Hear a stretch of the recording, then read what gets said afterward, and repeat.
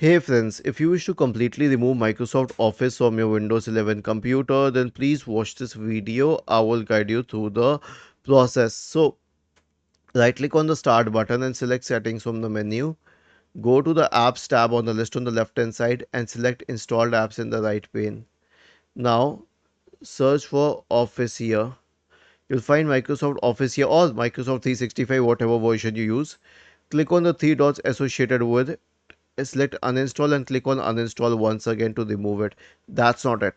You'll also have to search for disk cleanup in the Windows search bar and select disk cleanup. Click on OK and check all of these boxes and click on OK and delete files. Why? Because there would be a lot of leftover Microsoft Office files in this case. Was this helpful? If yes, then please subscribe to the channel. If not, then let us know in the comment section of the video on how we could help you further. Thank you for watching this video and have a nice day.